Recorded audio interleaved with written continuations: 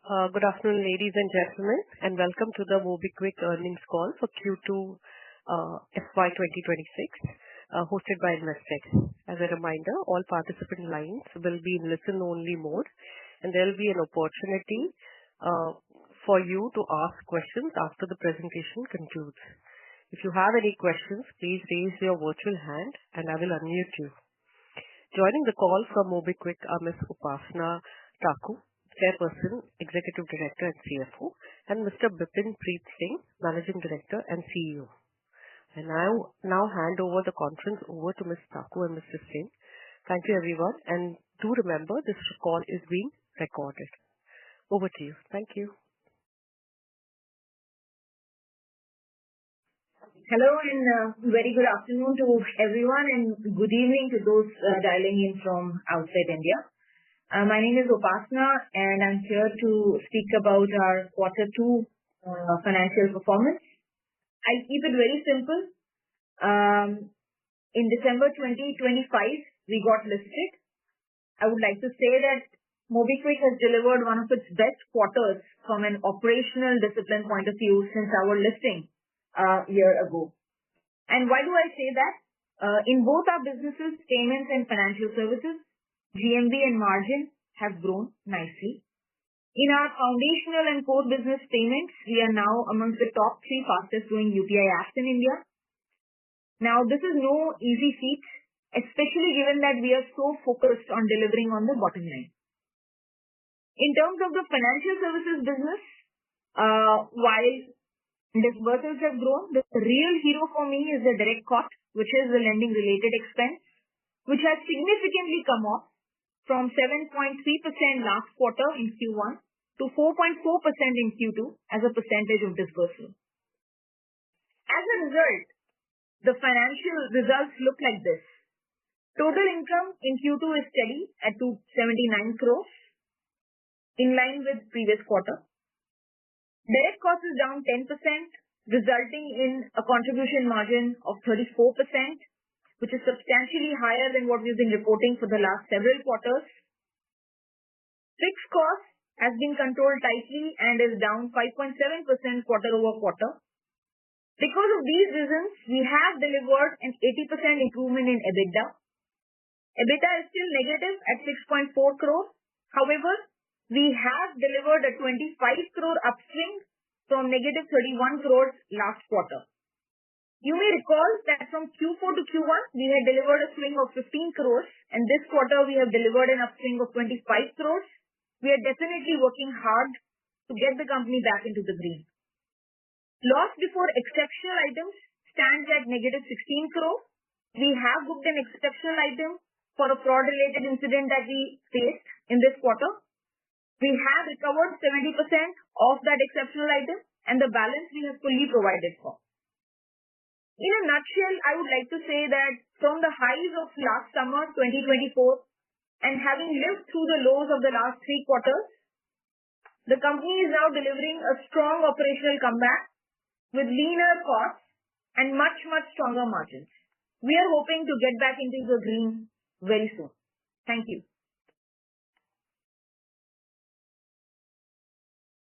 Thank you, Ms. Taku. We'll begin the question and answer session. Anyone who wishes to ask a question, raise your virtual hand and I will unmute you. Participants are requested to use their handsets while asking a question. We wait for a moment while the question queue assembles. Thank you.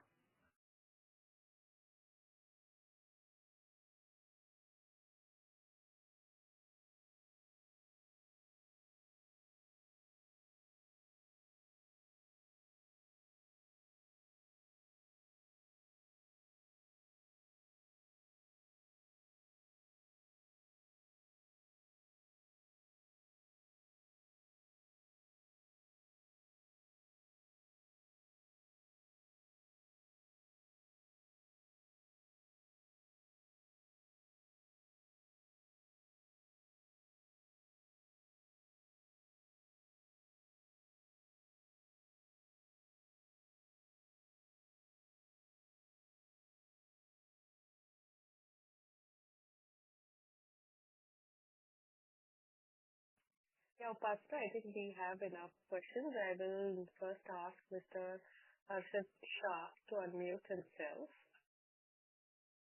Yeah, Mr. Harshit Shah, can you hear me? To unmute yourself and ask your question.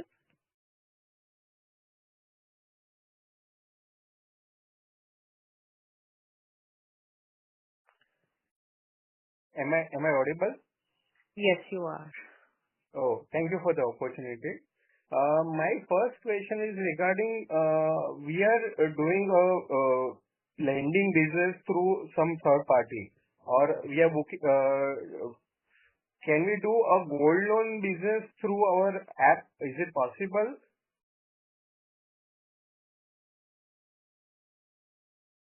Hi, Harshit. Thank you for asking that question. This is Bipin Singh. I am the Indian CEO. So currently, most of our portfolio where we are disbursing loans on the Mobikwik app is unsecured personal loan given by different NBFCs and/or banks. We also have introduced loan against mutual funds, which is already live in the app, and it is getting some traction. Currently, we don't have gold loan distribution, but it is something that it is being planned right now. But currently, we don't have it, but it is possible. The way we look at our business is we are like a distributor of these loans.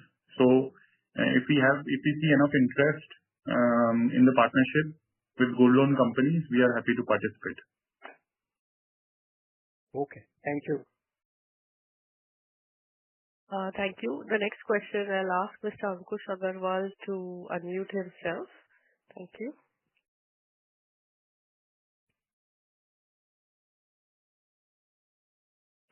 Mr. Ankush, can you hear me? Yeah, hi. Am I audible? Yes, you are. Yeah.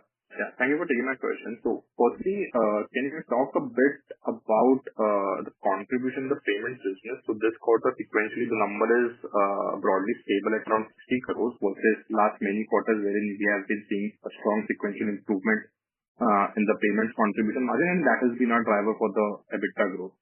So, can you talk a bit about why that has not grown in this quarter, and how do you see that the contribution for the payments business going ahead?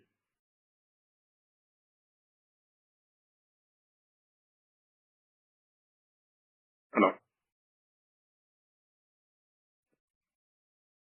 Can you hear Yeah, us? hi. Yeah. Hi. Yeah, so, the payments business has delivered good contribution. In fact, the gross profit in the payments business has gone up from 59 crores to 61 crores. And in terms of gross margin as a percentage, it has been gone up from 27.9 to 29.4%. So there is an improvement at the margin level as well as at the GMV level.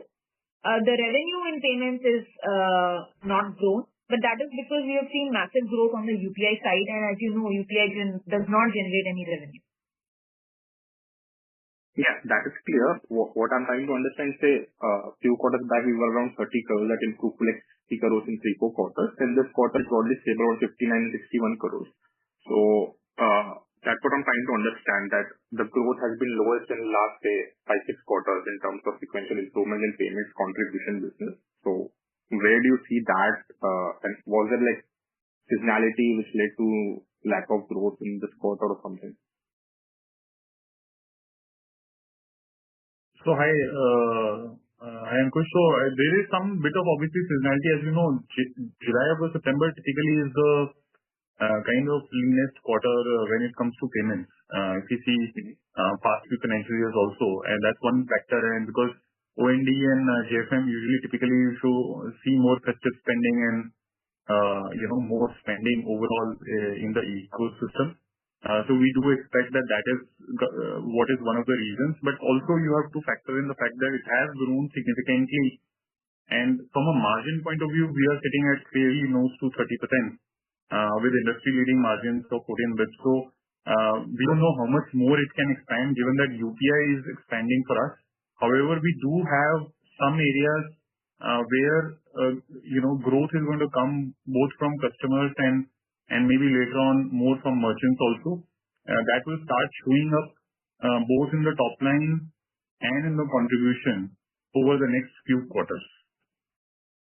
Okay, got it. Secondly, would it be possible for you to give a rough split of, say, which are the payment areas which currently contributes to revenue? We know that UPI doesn't, bill payments does, wallet does.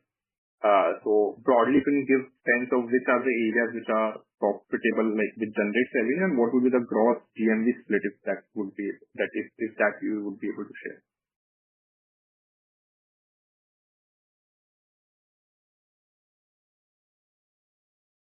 So we have, for the first time, we have put some numbers out in terms of what is the pure UPI numbers that we are seeing. That's disclosed in the earnings PPT. That's about 40% of the GMV.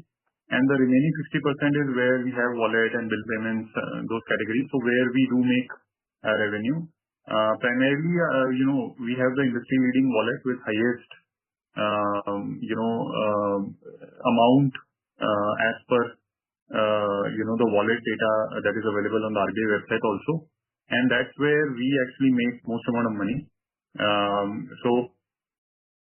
Don't have the split of wallet and bill payments, but still it will be wallet 80% out of the remaining 60%. Okay. Oh, got it. And Zaakpay would be included in this 60%, right? Yes. Okay. That was it. Thank you. Thanks, Ankush. I will ask Mr. Akshay Gupta to ask his next question. I'm allowing him.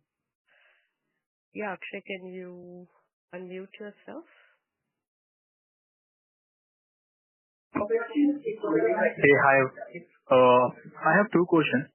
So first question is like, what specific lever beyond cost of optimization, will sustainability drive EBITDA profitability, and how confident are you of maintaining margin once the marketing and the lending volume scale up again?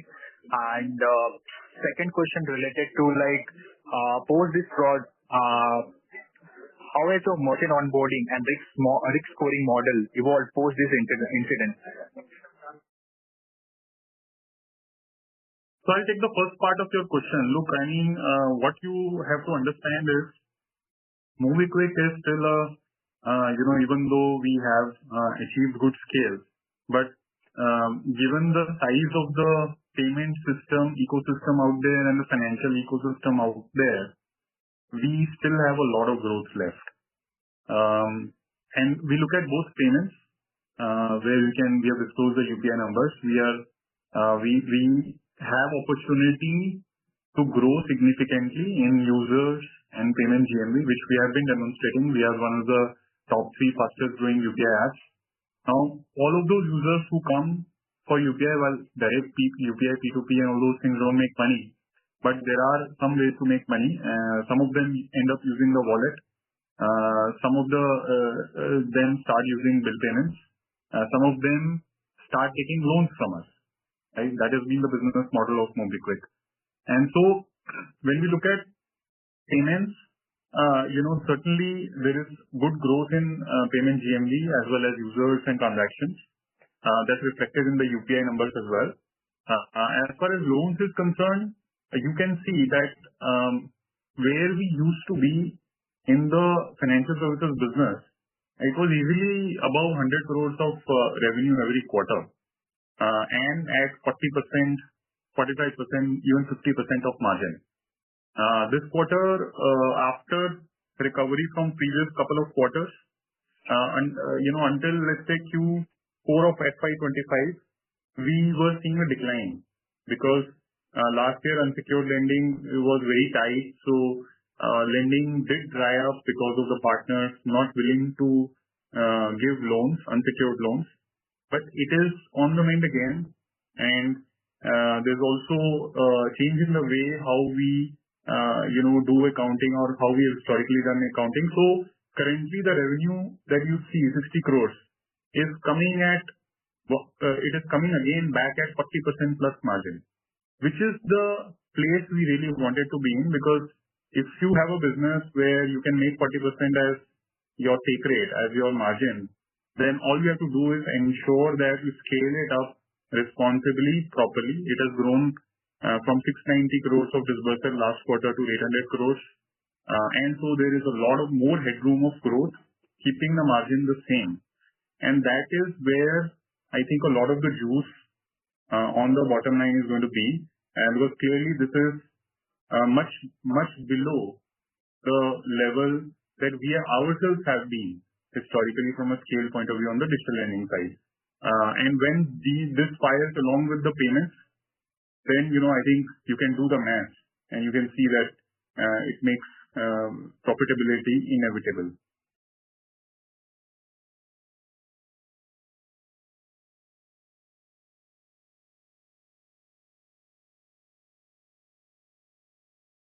I think Mr. Akshay, if you have no further question, I'll move to the next person. If Mr. Akshay has, I'll request him to ask again. My next person is Mr. Rahul Jain. Mr. Jain, if you can hear me, I'm unmuting you. Please go ahead with your question. Mr. Rahul Jain, if you can hear me. Yeah. Is this audible?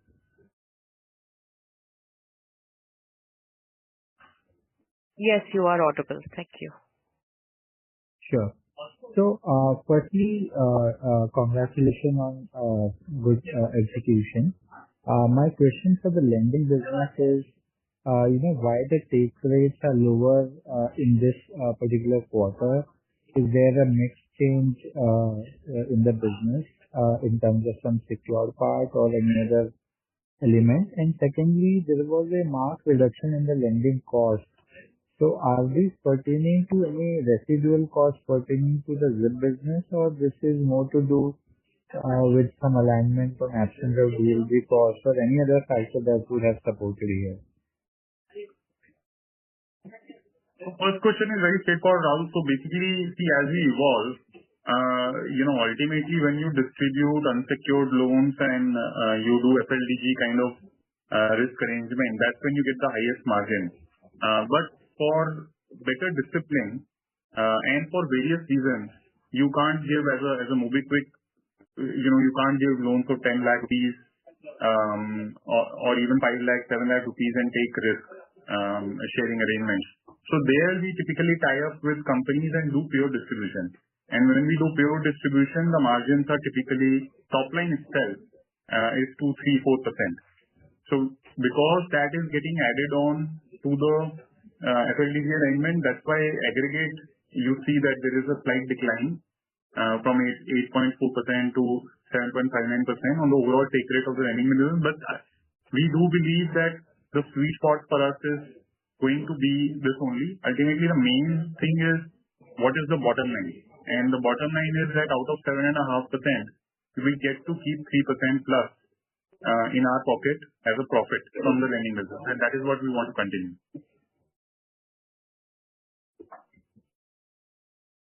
And within on the cost part of it, what has led to this cost drop? Is it the DLG element which was relatively much lower this quarter?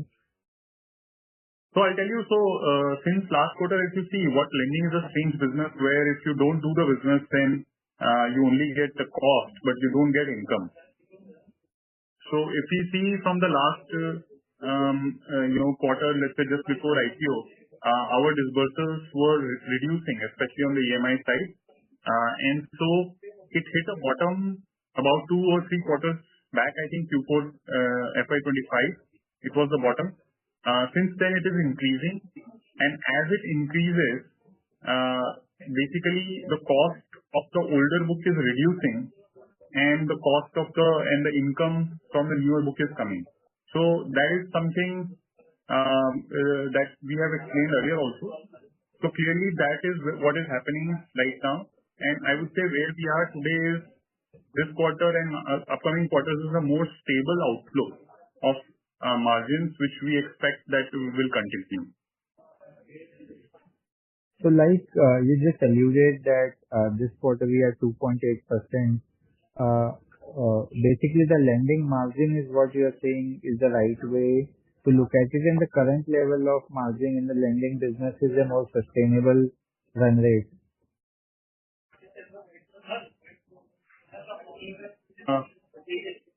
Yes, that is true. So what we see today is the lending margin is at 3.17%. Historically, also if you see when we were operating at scale, it was 3% plus 3.5%.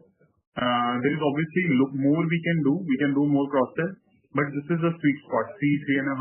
3.5%, 4% is what this business makes. So if you disburse 100 rupees of loan, especially on unsecured loan, you can expect to make 3.5% as your net profit in the business. Right. And secondly, in Sir, may I general, request? Sorry, sir. There are other people in the queue. Can I ask you to come back and ask the next question? Maybe I can take the others. Sure. Yeah. Thank you. I will ask Mr. Sunil Jain to unmute himself to ask his questions. Thank you.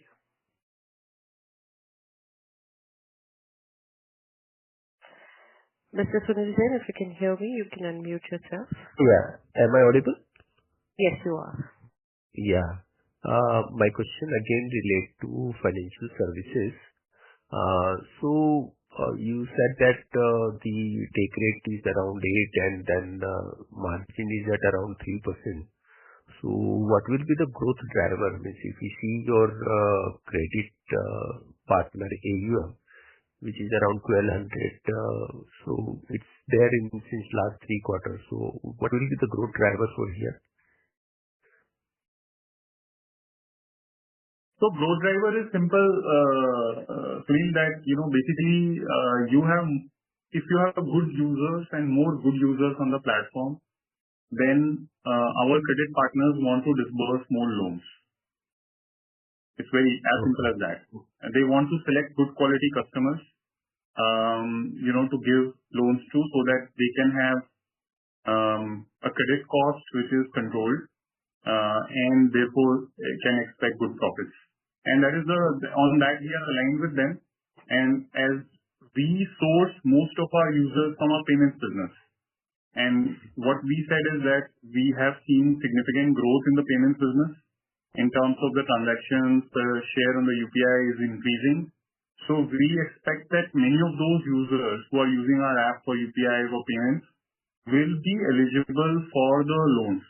It could be unsecured loans with FLDG, it could be unsecured loans just purely on distribution. It could be other secured products, like we have loan against mutual funds, or like one of the gentlemen was asking about gold loans.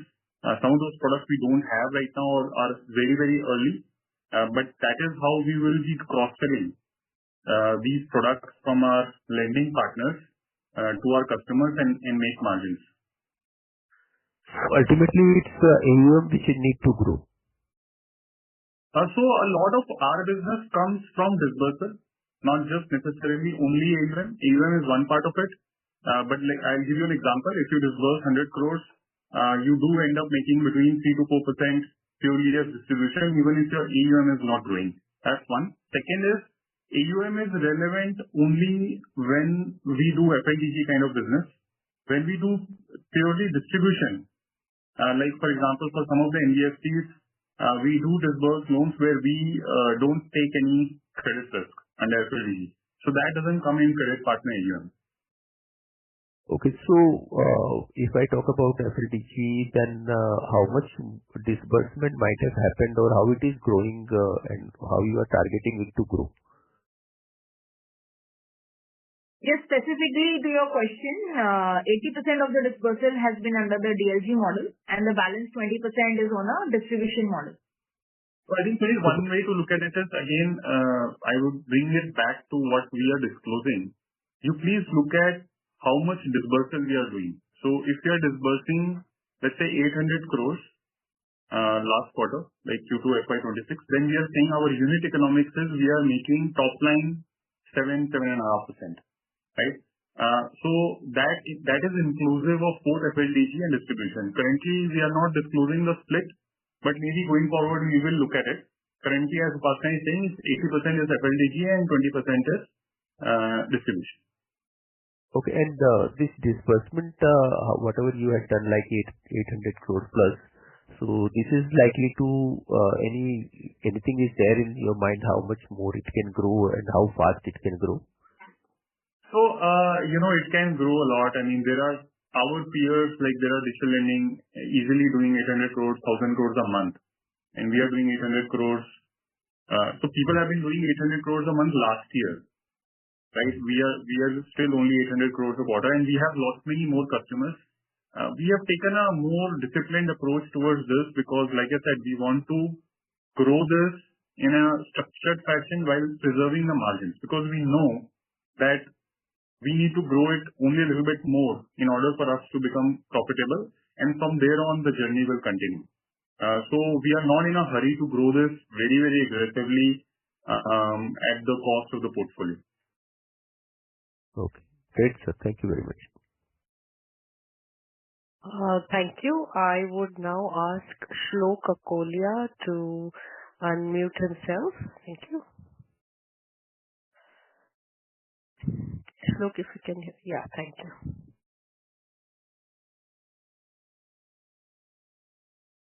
Yeah, go ahead, Shlok.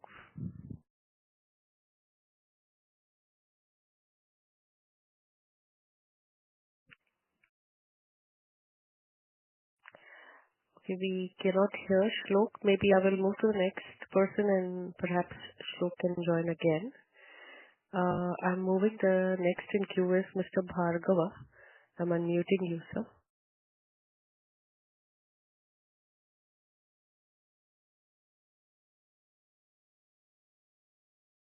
Yeah, good evening, everyone.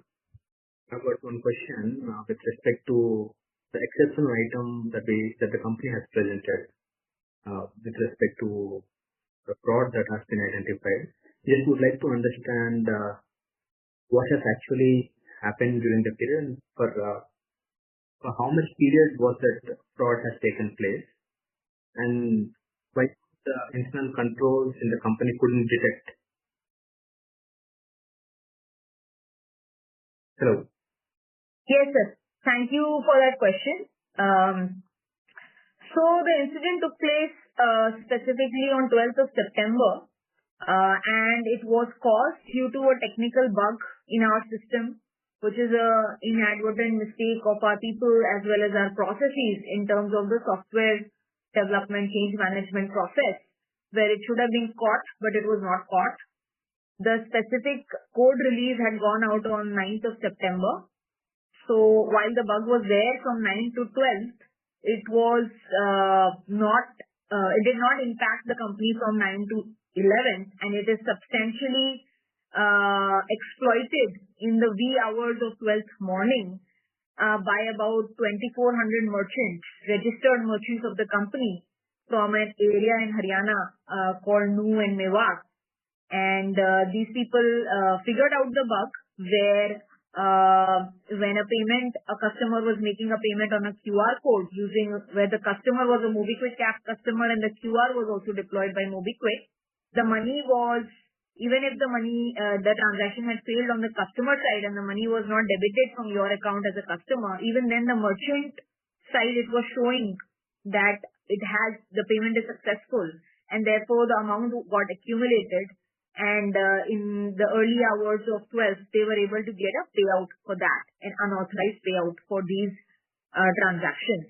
And of course, promptly in the morning, as soon as the company discovered it, all payouts were shut down. We have reported this matter fully transparently to the stock exchanges on 16th of September to our regulators for our various licenses. And as a matter of fact, from a financial perspective, I would like to give you an update. Initially, in our FIR registered against these merchants, the estimated amount of unauthorized settlements was 40 crores. Out of that 40 crores, the company has so far secured 28 crores, of which more than 21 crores is in the bank account of the company, recovered from the merchants. For the balance, we have court orders, and so the credits to the bank account will come in the short term. So after removing the secured amount, the net estimated amount is about 11 crores. And from a perspective of abundant precaution, the company has taken this as an exceptional item in the current quarter. While we continue to make aggressive progress in terms of legal recovery process on this amount as well, And as and when we collect this money month over month, quarter over quarter, it will get reported in the financials of the company. Yeah. Thank you for the clarification. We appreciate the company's transparency with respect to this. At the same time, keep the controls at bay so that nothing happens in the future. Thank you. Yes. I was just about to get to that. The company has taken this matter very seriously, and to that extent, not only we have appointed a third-party advisory to help us analyze and identify the gaps in terms of the processes of the company, the org structures and the people of the company, as well as the policies of the company.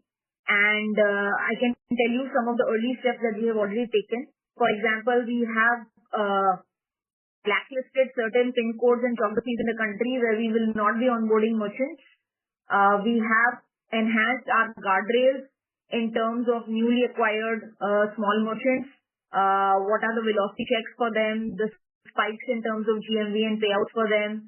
And we have also made significant updates in our software development process where additional quality checks as well as code reviews have become mandatory. Outside of this, we have also from an organizational perspective decided to create a separate risk function or department in the company. Although we have merchant risk and payment risk teams in the payments business and credit risk teams in the lending business, we will bring the entire ambit of enterprise risk as well as a third-party risk under one umbrella of a CRO for which we are in the process of hiring.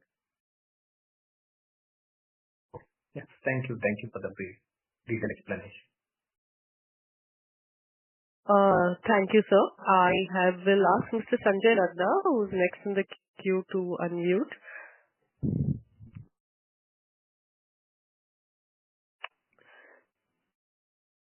Mr. Radha, can you hear me? You can unmute yourself, sir. Hello, am I audible? Yes, you are. Thank you for the opportunity. I just wanted to know, in the last call as well, we have said that our payment ticket will fall or not fall further, and it will stabilize at 60 basis points, 55-60 basis point. In this quarter, the payment take rate has fallen to 48 basis points. So just wanted to know what the full year target, or is that one-off, or we see the take rate would go up to 55-60 basis point again in the year itself? Yeah, hi, thanks. Thanks for the question. You're very right that the take rate payments have come to 56 to 48 basis point. And I think also in the previous slide in the payment section, reported that UPI is growing very rapidly for us, where from 35% share of our GMV, it is now 40% of share of our GMV. And because of that, our take rate is coming down. But I would also say that, look at the net payment margin, which is below the 48 take rate, post our payment gateway loading cost of the wallet and the user incentives. We are still retaining 14 bits of net payment margin, which is one of the highest net payment margin in the fintech digital payment sector. So I would say that while we are working with the growth in UPI, which we want, but at the same time, we are trying to manage the bottom line. A few additional line items I will say here is that a good chunk of our UPI volumes, which we have reported for the first time as an individual item, are coming from our product Pocket UPI, which is where the user is paying via wallet on the UPI rails.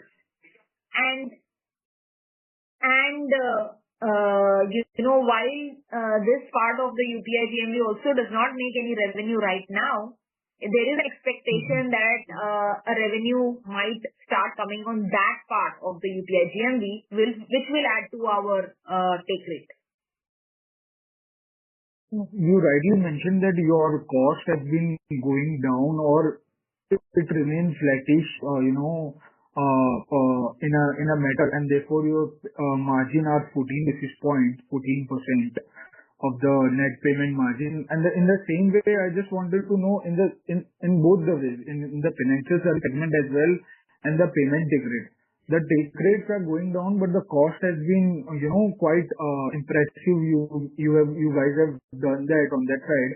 So just wanted to know, this numbers which we see at the bottom line of this, is the number, maintained over the years going forward as well, or this are one-offs, or it can go up as see again, we wanted to increase our customer base on the payment or on the merchant side, and therefore the marketing and that expense will go up, and therefore things will go up. If you can comment on that side. Yeah, I get it. No. So absolutely, let's take one at a time.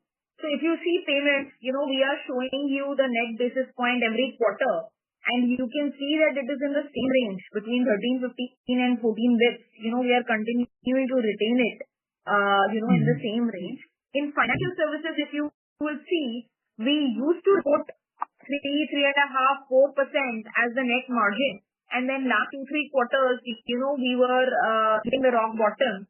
And this quarter is the first time we are back in 3% net margin in the financial services business. We expect that both these businesses will continue to cooperate with these margins, which are the new normalized margins. And also, if you will see, these margins land us up eventually to our contribution. And if you see our contribution margin, in quarter 2 last year, it was at 40%. And then after that, it has been in the range of 23 to 27%. And this quarter, we are at 34% contribution margin, which is exactly what we are trying to say, that both the margins are expanding. These are healthy margins. And we do expect that in the coming quarters, we should improve our contribution in totality even further from 34%.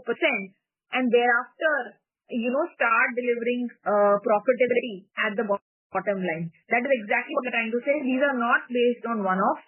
This is actually the really normal position of the business, which was significantly impacted last 3 quarters because of the downfall in the lending business. The lending business is still making a comeback. While the cost has come down, the revenue from financial services even this quarter is about 60 crores. And if you check the quarters last year, we were reporting 100, 120, and even higher revenue from that business. So we have still not achieved the best outcome in financial services. We are on the comeback, is what we are saying. So these numbers will improve further as we go forward. So this lending related expenses, which is as a percentage of GMV, is 4% is the new normal you are trying to say that. Exactly. Okay. So just wanted to know that, our business model on the financial service side is based out of DLG. That is, not a very, basically most of the companies as you scale up and as you figure out the business, that model is not a viable model for the longer perspective, if I tell you, because our peers have been defocusing that business model and we are focusing that business model.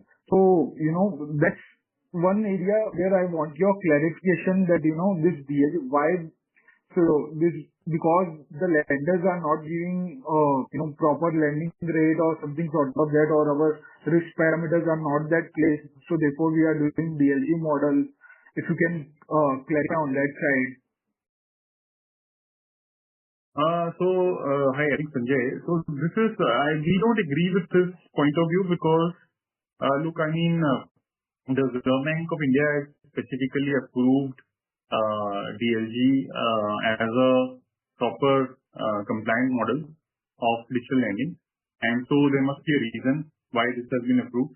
And it's also now, model is not the same as how it used to be, let's say 2 years ago. Right now, there is a lot more transparency in the entire business. Even lenders are required to disclose their numbers when they work with LSPs like us. You can go and check on their websites. They're supposed to disclose what numbers they do with Mobikwik or any other LSPs. We are a lending service provider. And also there is clear focus on customer protection with capping of rates or making sure that customer is not taken for a ride by charging too high of an interest rate or any charges which are not bad or anything like that. So along with that, collections, etc., there is a clear code of how the collections needs to be done. So it is fully compliant, and we believe that today DLG is a big part of the entire digital lending scenario in India. It's not just distribution. So for us, we will continue to pursue a healthy mix of DLG, FLDG, as well as other pure distribution mechanisms, along with secured loans, where the risk will be non-existent. Thank you. We'll come back in that case. Thank you. Thank you. The next person in the queue is Darshan. Darshan, you can unmute yourself. Good evening, team. Thank you so much for taking my question. Hopefully, I'm audible. Hello. Yes, you are. Yeah. Firstly, congratulations on such a great jump in profitability. We hope that this continues. So on those lines, like the way we are going right now, I feel we should be able to reach, by next quarter. Want to ask the further step, when do we see ourselves being PAT positive?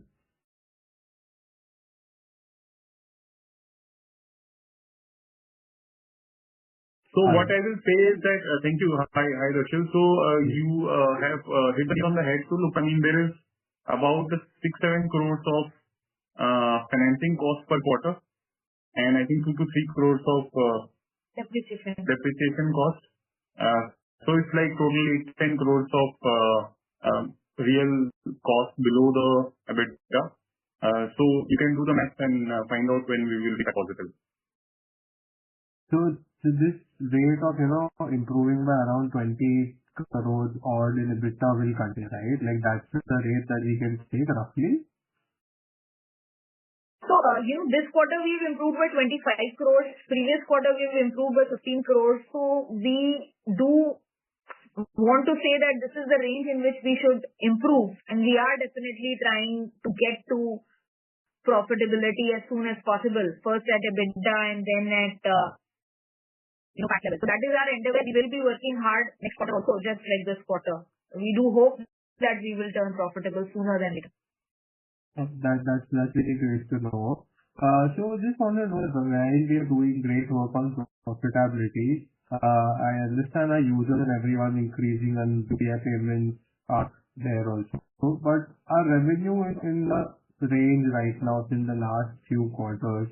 So when do we see the push to revenue, going for a higher growth rate?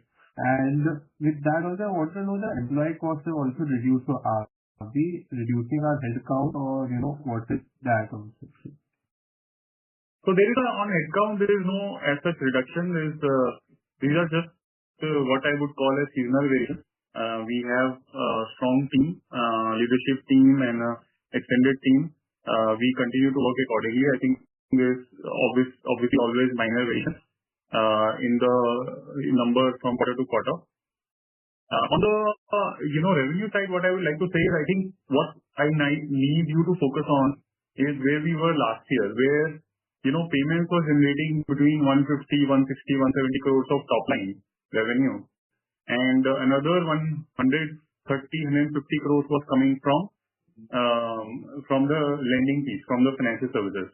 Right now, payments has actually significantly grown if you compare to the last year. And sequentially also this quarter is seasonal, so it's a little low, but payments has grown significantly, and lending is actually de-grown because from 150 to now it is 60. Also, there has been change in the way we book the lending revenue, etc. So therefore, there is actually impact on top line or revenue purely from the lending side, which as it will recover, first it will recover in the bottom line because it's highly profitable business, and then it will start affecting the top line over the next 2 quarters. Oh, okay, that helps a lot.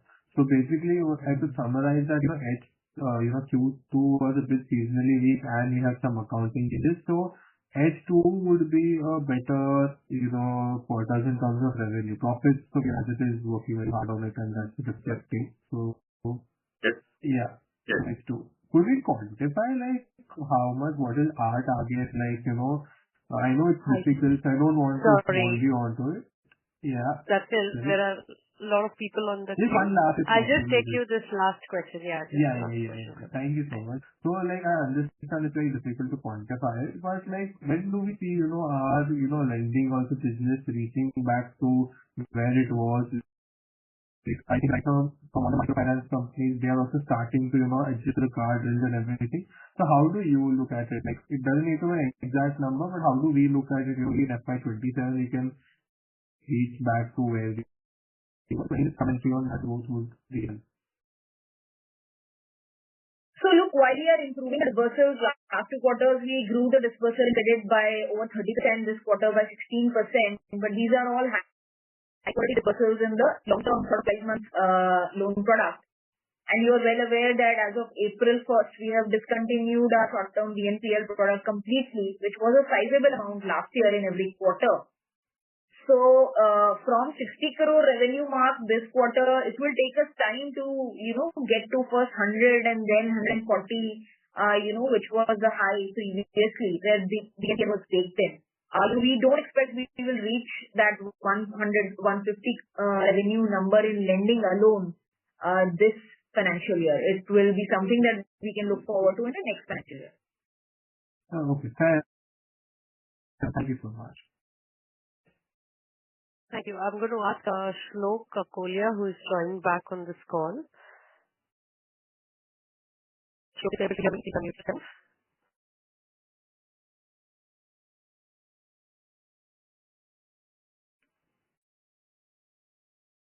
Shlok, you can unmute yourself.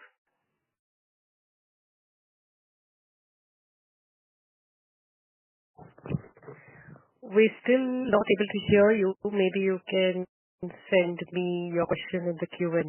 Meanwhile, I'll move to the next person. Sorry about this. I will move to Mr. Smith Shah. Smith, you can unmute yourself. Yeah, hi. Am I audible?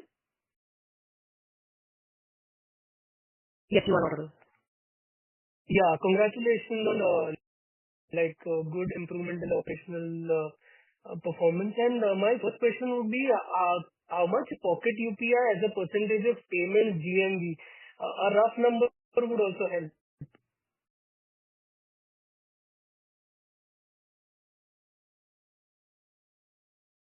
Yeah, we don't have that handy to disclose the time. What I can tell you is that when you look at the wallet numbers on the RBI website in terms of GTV, that will tell you that is the upper cap of the Pocket UPI numbers. Okay, got it. And we were expecting some MDR or interchange fee on Pocket UPI. So when are we exactly expecting this? Can you give us a rough timeline? So the update on that is that the industry body has already agreed on that revenue commercial. And, it is, we are awaiting that circular to come from NPCI. And we were also expecting that it would have come in Q2, but it has not come so far. We are hopeful to receive that circular, at the industry level. And as soon as the circular comes, we expect that within a couple of months that revenue will start coming in. Okay, got it. And one more thing, like the digital credit GMV has grown 17% this quarter sequentially. If I extrapolate this number and if you do a 15% sequential growth in Q3 and Q4, you get to an annualized digital credit GMV of somewhere around 3,500 crores. Now, considering that all the one-offs are behind us and this is now keeping this as the base, by when do you think that you can double this, considering that it's a low base as compared to our competitors? So good question. Look, I mean, I don't want to comment on your projections. You just have drawn a straight line on what happened. But what I want you to say is that, we don't want to, be in a mode where we aggressively grow unsecured lending. So we want to be systematic and disciplined about it. especially because there is also a risk component, for the sharing part that we are doing. So we will see that happening in a structured fashion. We don't want to grow it extremely aggressively at the cost of the risk in the portfolio. Okay, but like 15-20% sequence. Yeah. Sorry, go ahead. Yes, so I think that's a reasonable assumption. Okay, got it. And just one last question. How many new lending partners have we added this quarter?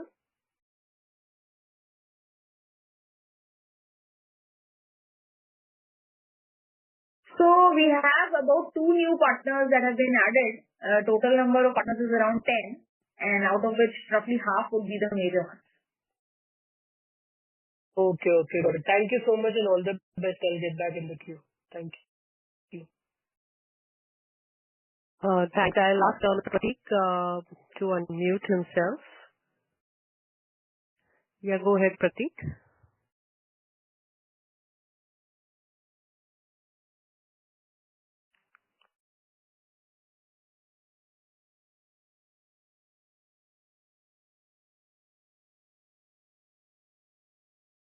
All right, I think there's a challenge with Pratik joining us. I will come back to Mr. Rahul Jain.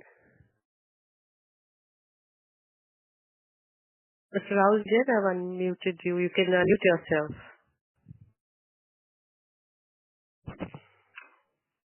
Yeah, hi. Thanks for the opportunity again.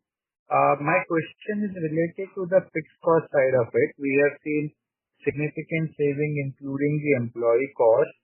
So, if you could attribute what are the 1 or 2 reasons of the major saving happening, what could have led to the employee cost also going down sequentially? So, Rahul, there is not much change. There is some change. It's a little bit, it's a little reduction, about 5.5% reduction. We do expect this cost to stay stable, also. I wanted to say actually AI will end up saving cost, and which it will, especially on the operation side, going forward. But currently we don't have any savings like that to talk about. But we do expect that going forward, maybe in a few quarters, we'll be able to demonstrate savings in fixed cost due to automation of tasks, especially operational tasks which are manual in nature. Right. And just last bit from my side, there was the page on the future opportunities that you have highlighted. So, if you could talk about what are the timelines and revenue potential we are expecting from that, and especially on the collection side of the offering that we have, will it be pertaining to the lending that we distribute, or it could be offered as a SaaS to even other bank or non-bank partners? So on collection side, what we are envisioning is we have built our own in-house collection system, which we are using, and we are adding a lot of intelligence and AI on top of it. So we believe that once we have good confidence in this particular product, which we completely use, so we don't use any external software for managing the collections that we do. This is a completely homegrown product. So we do expect that we will be able to make it very good and very attractive, and then bring it to the market and offer it to the industry, especially banks, NBFCs, and even other digital lenders who can use it as a SaaS or a hosted model in order to leverage the same features and functionality that we are building for our own use case. And in terms of your other question, Rahul, in terms of the value unlocking of these future opportunities, I think we've listed them in the order in which we expect them to pan out. So ZackPay can be the first one that can start delivering in terms of numbers, followed by the wealth or the broking side, where, as you know, we do have a wealth tech offering on our app, but we've not yet launched the broking platform and it is under development. So ZackPay followed by broking, followed by FX retail. And like Bipin mentioned, We are using the Quick Collect AI first to bring efficiencies in terms of collection on our own business, and then we will look to see if we can monetize it externally. Sounds exciting. Thank you. That's it from my side. That's all. Thanks. Upasana and Vipin, there are a couple of questions on the Q&A chat box. I'll take them one by one.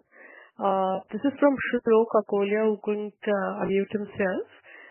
He's from Xylem PMS. He's written, "Congratulations on a solid quarter." His first question is, could you elaborate on the long-term vision for ZacPay and how much capital do we deploy here annually? And what's the roadmap towards its profitability and any monetizations? That's question one. The second question is, as the highest cost of payment MDR is towards payment gateway, so how are we trying to integrate ZacPay as a payment gateway to reduce overall costs?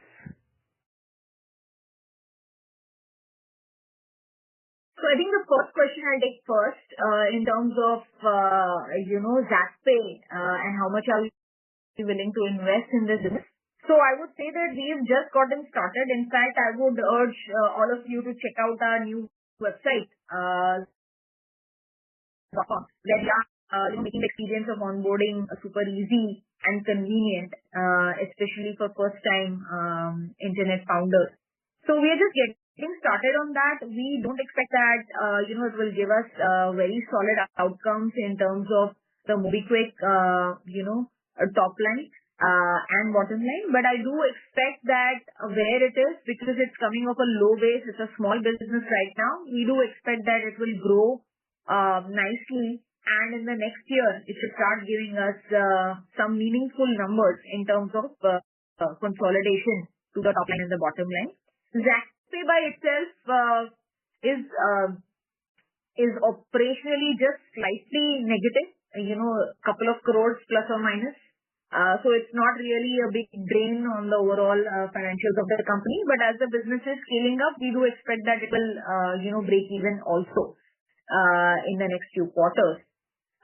Your second question on the payment gateway cost, that is for Mobikwik, and whether we are using, how do we use ZacPay to bring efficiencies? I want to tell you that we're already using ZacPay as one of our main payment gateways that we use for all of Mobikwik's business. Of course, because Mobikwik's business is at significant scale, we also have, 3-4 other payment gateway partners. But ZacPay continues to be in the top 2 or top 3 partners at all times. And we do exert effort in terms of the integration with banks and the alliances with banks to continuously bring down the payment gateway cost. And you can see this quarter also we have delivered strong improvement in the payment gateway cost as a percentage of the total payment GMV that has been processed. Thanks, Upasana. I'll take the next question again in the chat. Could you elaborate any of the insurance? Do you have an insurance cover for digital frauds? We do have insurance for digital fraud. And so we will be utilizing all of these opportunities, whether it is the legal recovery process or the insurance process, to bring back the exceptional item of 11 crore that we have taken this time. The next is from Saeed Jafri. The next question he's asked is, the annualized GMV per user for non-UPI has been flat at rupees 5,500 per user for the last 5 quarters. How should we think about this? While we have large user base, what is our MTU and your thoughts on activation rates?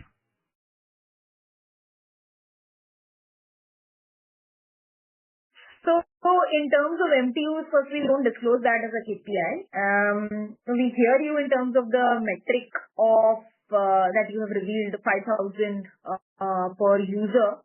I would like to say that we have registered a lot of customers over the years, but in the recent past, we are now working harder to acquire higher quality users so that they would do a minimum of 3, 4, 5, payment transactions, on the platform, and sort of first increase their sort of GMV or transacting value per user, and then look at their revenue per user, and then from payment take them into the other verticals in terms of cross-sell. For a UPI user, take them into bill payments or wallet payments and lending and wealth, so that we can improve our lifetime value from the customer. But all of this is, from the recent time, so it will take some time to translate into the, derived KPIs that you're talking about. From Smith, there's another question in the chat box. He asked, what's the status on the NBFC license?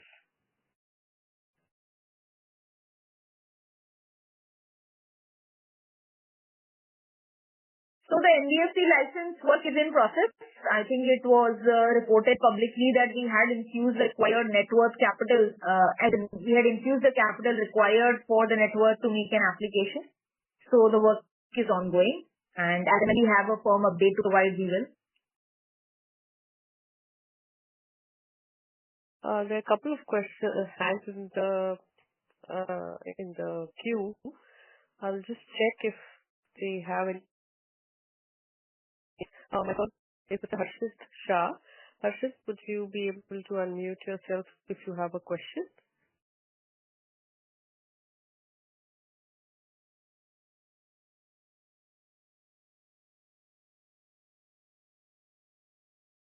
Hello? Yeah, Harshit? Am I audible? Yes, you are. I have one question. We are doing two kind of lending business. One is through FLDG and one is through distribution. Just want to understand what margins do we make if we make only distribution business, and what margins we make after deducting the operating expenses and risk related charges. So is it not profitable to make a distribution business more? This is my question, sir.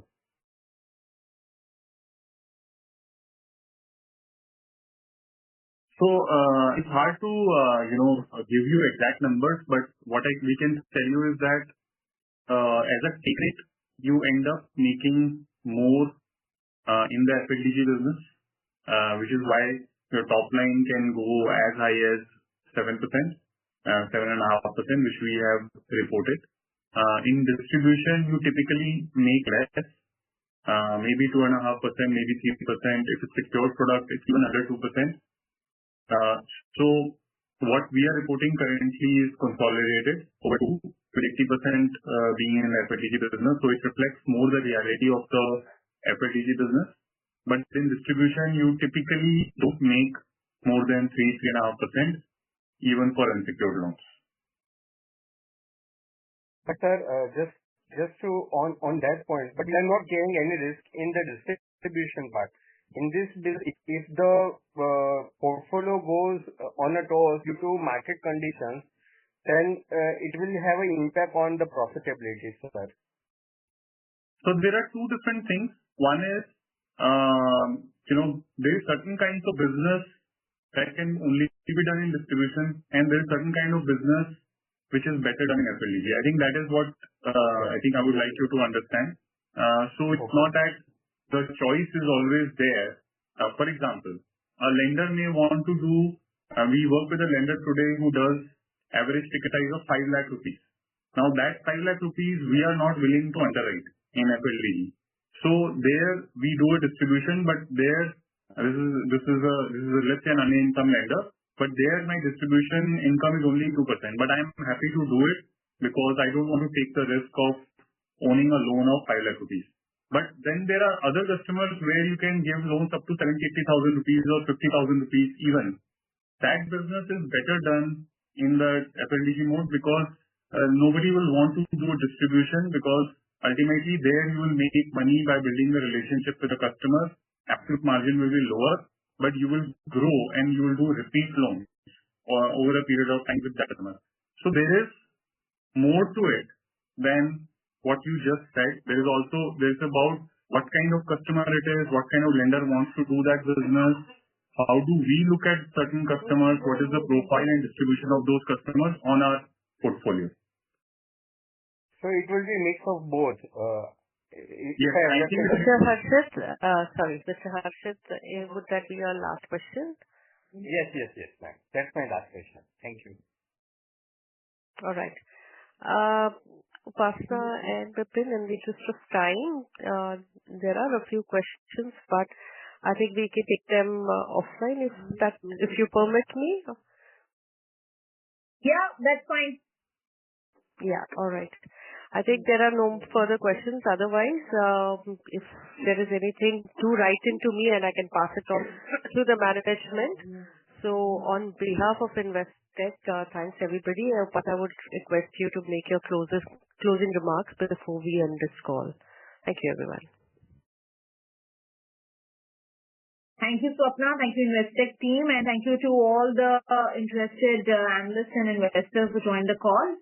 Like I mentioned at the beginning of the call, we had a very strong wicket in terms of EBITDA profitability and growth performance before our listing. Last 2-3 quarters, we have been struggling with the sentiment in the market on the unsecured lending side. This quarter is the first quarter where we are truly happy with the kind of operational performance we have delivered. It has brought us closer to the EBITDA break-even mark, and we are working hard to make that happen sometime soon. Thank you so much. Thank you, everyone, and you may now end this call.